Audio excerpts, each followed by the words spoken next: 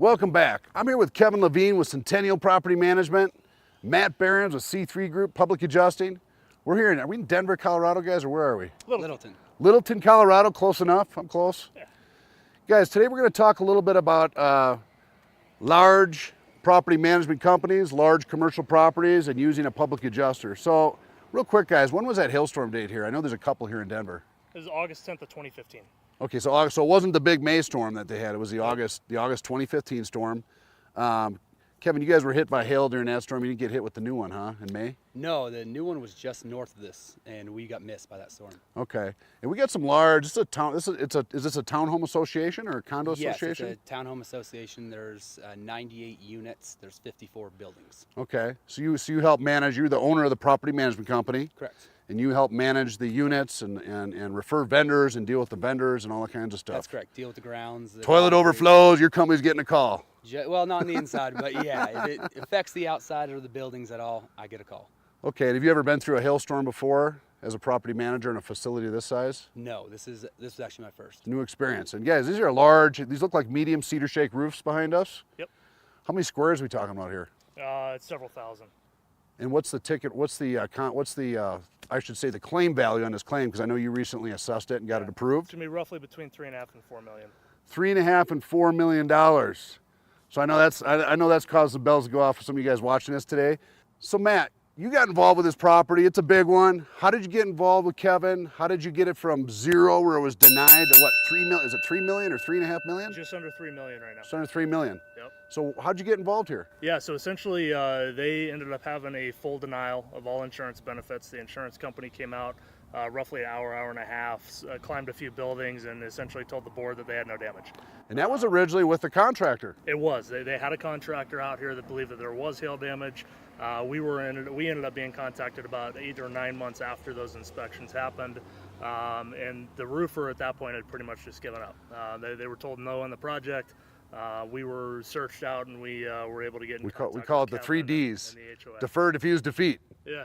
Guys, on claims this size, you all know these insurance carriers have a valid interest in the 3 Ds, defer, diffuse, defeat. Absolutely. So when some of you contractors are experiencing the 3 Ds and you're dealing with these large loss claims, here you got a public adjuster that turned it to full denial to a $3 million claim.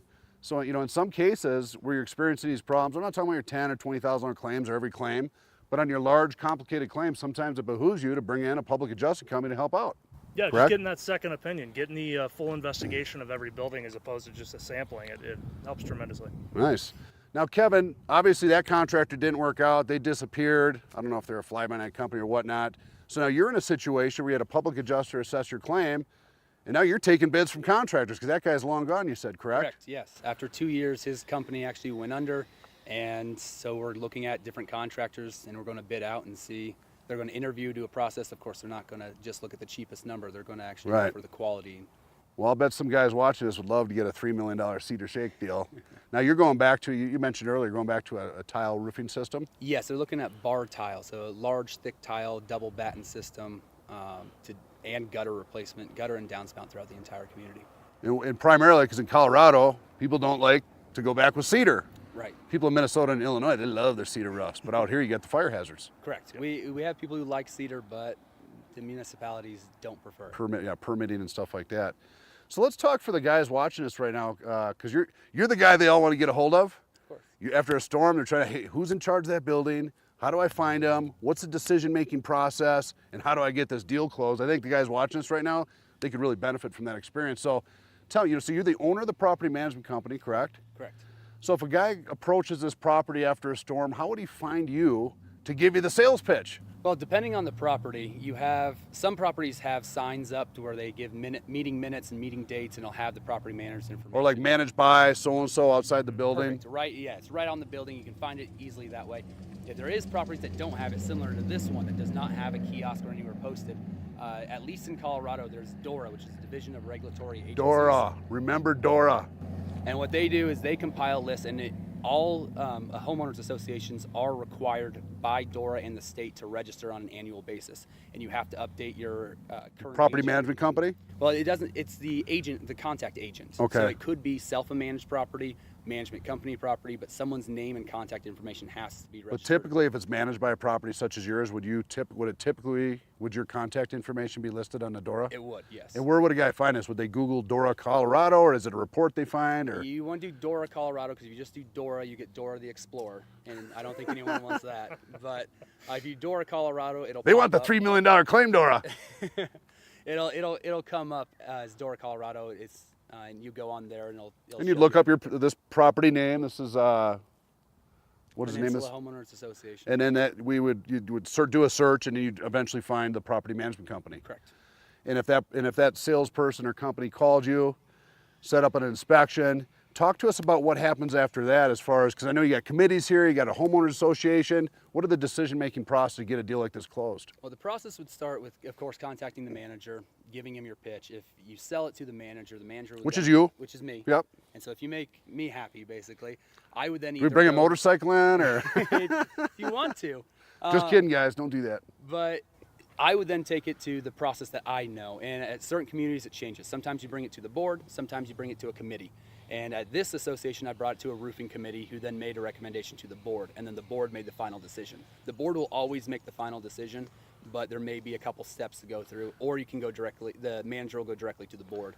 Now, for you guys watching this, when he says board, this is not some board out in Texas or California made up of REITs and stuff. This is a board made up of unit owners Correct. that actually live, that bought units here on a property, They're that volunteer owners of the community. volunteer owners. You got a president, you probably got different titles for the board, correct? And they all live in the units here. So they have a vested interest in making sure this property gets repaired back to pre-storm condition. Sometimes it's easier, I think, because I used to sell townhome associations too, to get a hold, to sell those townhome associations, those boards, than it is to sell a large REIT or an apartment complex, which can be a huge long sales cycle.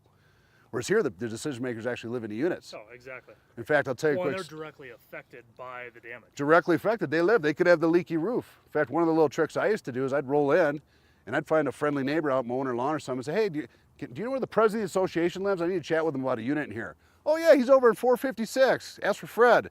I'd go knock on that door, and I'd create an immediate relationship with that president of the association, because that's ultimately who's leading that board and part of the decision-making process, and then also the property management company as well. Correct. So Kevin, tell me real quick, so we talked about the committees, you got some board approval process. Now here you have a unique situation where you literally have a $3 million approved claim, thanks to Matt, C3 Group, right? Yes. Where you don't have a contractor signed up. You know some contractors would die to get this job. What are some key points, top 3 points, or some things that would help a contractor earn this business? Probably the number one thing I would say is always undersell and overdeliver. It's don't say you can do a project in 3 months and then drag it out 6, because that'll be the first thing that'll kill any relationship if you want a long-term relationship with the board. I would always be realistic about your dreams and be straight up and honest about your work and what the expectations are. Yeah, because it's a big project. It's a big project, and the board knows it's going to take a while. They understand the time frames, and it's one thing that they're weary about when people come and say, "Oh, I can do a big project in a month." Realistically, it's not going to happen. Everyone knows with construction it doesn't happen. Right. Other things would be to, like you said, you went Drive to the motorcycle in, Drive the motorcycle. Hey, you said you went to the board president's door and you knocked on his door. create a relationship. Create a relationship with board members, especially if you can tell the leaders of the pack. And again, guys, they live in the units here, so you can create those relationships. They're not sitting out in California in a REIT, right? No, and you don't have to go to their board meetings to create. You just swing by, ask how they're doing, give them your card, kind of just present yourself. Pick out the leaders of the pack and find out which ones are the main decision makers, because there's always the leaders, there's always the followers. Pick out the main decision makers, build a relationship with them. If you make them happy, you make the manager happy, you're probably going to have a good time with the What if a contractor offered to bring in some donuts and coffee to a board meeting, maybe do a presentation about general things that have to do with the insurance claim process or how they help people? Would that That definitely, it could work, and it depends on the Educate? board. There's Okay. some boards that don't want contractors to bring in the stuff because they believe that they're just getting trying to close a bought deal? over. Right. There's some boards that do like it, and they do appreciate the information, and they want the backup. And yes, you're bringing, of course, you're bringing them gifts and stuff. Right. And they understand that, but they do like that information that comes Now, in. can a public, I don't know the laws here. I don't know the laws in every state. Can a public adjuster refer a contractor? Yeah, we can refer. You can refer a We're contractor. just not able to make money on both sides, so Right. I can't take kickbacks. So or did you, in anything this like that. case, did you refer a local roofing contractor? There were several that we spoke. You kindly did? About. Yeah. So it behooves those contractors to have relationships with public adjusters, No, correct? We refer Goes back and forth. all the time. Okay, did any of those contractors make the final three? I believe they did. Yeah. Oh, okay, nice, nice. All right, guys, let's go take a look at that roof.